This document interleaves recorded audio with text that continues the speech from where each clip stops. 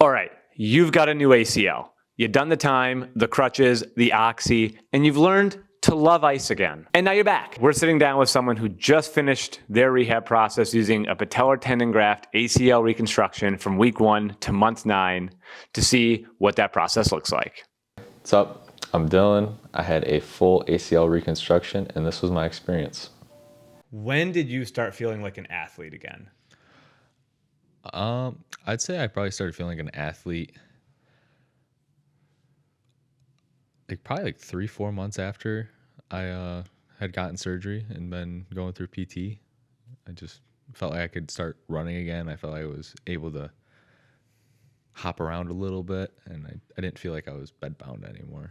So that 3 to 4 month mark. Yeah. Gotcha. What type of graft did you have? I had a patellar tendon graft. Okay. And how'd you tear it? I was playing basketball, and I went for a move called a Euro step, and a kid ended up diving for the ball and went on the side of my knee, and we just collided, and I fell to the ground. Got it. So you didn't know you had it right away. I knew something was wrong. Went down. There was pain. Couldn't move my leg. It was kind of just like someone just prohibited me from moving. And after a little bit, I was able to get up, walk it off, but it felt like nothing had happened. So I was like, all right, could have just been a fluke. Maybe something happened. Maybe something didn't. And then it started to swell, and I realized I had something going on, and went to get I think it was an MRI, and then found out I had torn my ACL. What was the biggest difference you noticed during rehab? As in exercise or Yeah. for exercises? Like the biggest difference that helped me notice something was getting better with my knee over time. I'd say probably the biggest thing was focusing on landing on my knee. I think because jumping off of it, I could build a little bit of momentum, but when I'd be landing on it, I felt unstable, wobbly. I'd fall down a little bit. So whenever we would do the elevated drop downs and pop back ups, I would feel the uneasiness, and over time I got better at it, and I was able to pop back up quicker, and I felt more sturdy and just better overall. So, okay, I got it. That portion definitely is a bigger component later on in the rehab process, which is absorbing the force. Yep. We tend to start with that at times, actually, depending on the athlete that we're working with, rather than just go straight to a box jump. We start with a depth jump, and can they absorb the force, and does that feel stable, and then moving from there. That's interesting. At that point. Everything was fairly easy. I didn't really have a hard time with any exercise really, but that one, because I felt like I couldn't do anything because the weight of my body was just too much for the knee to handle it in the start of it. But after we'd done it probably a month, my body got used to it. I was able to push myself back up off the ground. Gotcha. What would you say the most difficult part of the rehab was? The most difficult part was probably the first month. Just adjusting to the new lifestyle. I gotta slow my roll. I can't be running around. I gotta be bedbound, nothing too crazy. And adjusting to PT, because that's something I'd never done before. I'm used to working out, but when you're not allowed to go for what you want to do and you got to stick to a set schedule, it's different. When did you start feeling good? I started feeling good fairly early on, I think, because after after surgery, had a 3-week period where I felt everything was wrong and I couldn't do much, but everything loosened up after about a month, and I was able to walk around and do everything. It felt normal. Getting back to sport normal was more towards the 5-month. I felt like I could go slow but be able to still do the sports. So it was probably around 5 mark for activity wise. Gotcha. Good to know. I think a lot of people, it's obviously an upsetting thing to have happen, right? You're an athlete, you're doing your thing, and boom, something like this happens. And to hear that like 4 to 5 weeks, you're like, okay, I can walk around, I'm doing okay, and I'm going to be okay, I think is part of that early phase. I know I see some of the worry like in those first couple weeks, like in the eyes of my patients when they're doing even the most basic stuff. And I can tell it's because they just can't walk. They can't do their normal stuff. And once you can do that, I think it helps mentally because you're like, all right, this is fine. I can walk now. It doesn't hurt. I'm doing great. And then going from there. What is a lingering difference that you still have? You shouldn't because we tested. But what would you say? Because I know it's not perfect. Rehab is great. We can work as hard as possible, but it's not going to be perfect. There are things people still report, at the end of the rehab. What's something? For me, I haven't experienced too much as of recent that I can remember, but I would say probably just after using it for like 2 to 3 hours, it does you can feel the difference in both knees. I can feel that this one's my surgery leg is more tired than my other leg. So it's just over time, long usage, doesn't have the endurance, I guess. Yeah. So I've been going to the gym for the past few weeks, getting back into doing leg workouts and stuff. And I do notice that when I first started, I could not fatigue it at all. Like my left leg was just completely gassed out, could barely move, in the right one, I couldn't feel anything. But after this is like my third week back doing leg exercises, now it's gotten used to it, and now it's starting to fatigue at the same rate as the other leg. Do you think the 9 months, so they say it takes 9 months to play again, right? Did the surgeon tell you that? Still in our industry, that's about what we want to see in a time-based criteria, like platform, 9 months. Do you think it takes the full 9 months to rehab in ACL reconstruction? What do you think?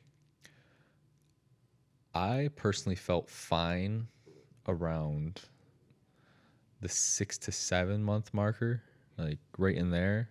But the longer I go, the less I think about it and the better I feel about it.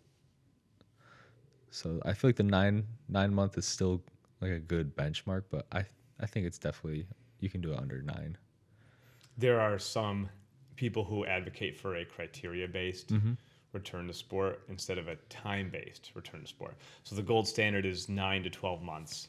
Then if you're just exclusively going off of time, and not that you wouldn't work out or do all these things, but if you're exclusively going off of a time-based marker, then obviously you got to wait the full 9 months. If you're going off a criteria base, then say you had achieved that 98, 99% return to sport testing amongst all those tests. Say we did it at month 5 and 6, and you were able to return to sport. Then that's what a criteria base looks like. So exactly what you're saying. Like I felt good month 5, 6, maybe closer to 7. Felt like I could have maybe gone back at that time. That was what it looks like. It's more of a criteria based. And they do research all the time to show like, are we waiting too long? Are we not waiting too long? But of course, the graft healing in the knee is kind of independent from your work that you are doing. We're rehabbing everything else, quads, ham, testing that graft as it progresses in the different directions, in the different planes of movement. So the metabolic activity the graft is going through to change over toward more of a ligament type structure is kind of independent of like crushing the quads in a workout, And so that's why they still advocate for like a longer time, even though the good news is you rehabbed really well and you're feeling good, jumping, turning, pivoting, moving earlier on, month 6, 7, as opposed to like 8 and 9. I'd say one of the things that shocked me most was like, because I had a patellar tendon graft, the thing that hurt the most was the patellar tendon itself, not anything else relating. So I was more worried about my patellar tendon than anything else, I think, which was something I didn't expect after the surgery. Yeah. Is that what surprised you most about the surgery overall? I think so, yeah. Was being worried about the patellar tendon? Yep. Nice. Something I honestly never even like really thought about. Like I knew there had to be something there, but I never realized that I really have pain on that, and then that'd be like my biggest worry after having surgery on something. That's one of the reasons they use a hamstring tendon graft sometimes, because in the back of the knee, obviously the biggest part of the rehab is still crushing the quads in the front side to get that back after the surgery. And that's ultimately why it kind of takes as long as it does in conjunction with the other aspects of the surgery. But then it's like one less thing to worry about, you know, as for the hamstring graft as opposed to patellar tendon, which is still kind of the gold standard for athletes over time, has it has the least likely to failure rate compared to the other graft types. But I can see why it's another thing to worry about. That's interesting. I don't think I've had someone tell me that before, that they were worried about the patellar tendon part of it. But then again, we're doing a ton of lunges, squats, stuff like that, crushing the quads, so it makes sense. What advice would you give to someone else going through this? Gotta show up. You gotta get there, do the exercises. Don't cheat yourself because it's your body. You're not like trying to impress anyone else. Like, you're doing it for yourself, so there's no sense of cutting yourself short. If anything, go extra and do more sets, more reps. A little something every day. Yeah. Yeah, it's a big one. A little something every day. One of my patients told me one time, he's like, you know what, dude, even if it's not like a rehab day, or even like obviously you have exercise to do at home. Everyone does. But even on days not feeling good, he's like, I did 30 pistol squats today just to do something. So. Even going upstairs in like the earlier phases, like when you're in like month 1 or 2, just walking upstairs, that's a workout, because after 2 months you can bend your knee, but like that first month, bending your knee is not something that's easy. So going upstairs, just getting mobility back, like stuff like that helps a lot. Intention behind what you're doing. Yeah, I agree with that too. That's big. Putting intention behind all of it, not just going through the motion. Do you trust your knee now? 100%. I would say pretty close to 100%. I never think about it. Like, maybe after going through a long basketball like session, I'm playing for multiple hours. At the end, I'm like a little sore. And then I think about it, but I will never think about my knee before doing any like physical exercise. Like, it's doesn't hurt, doesn't bother me. And even after it hurts after the sessions, it goes away like within 30 minutes, and then I forget about it again.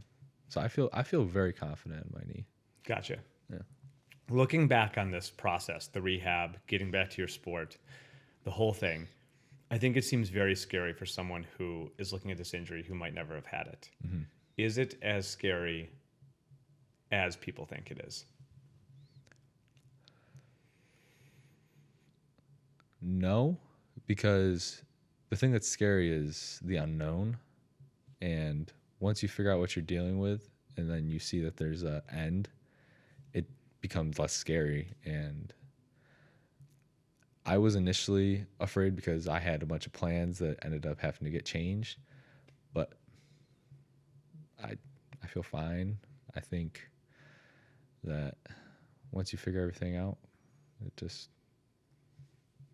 goes. All right. Cool. Yeah. Love it. Thanks, Dylan. Thank you.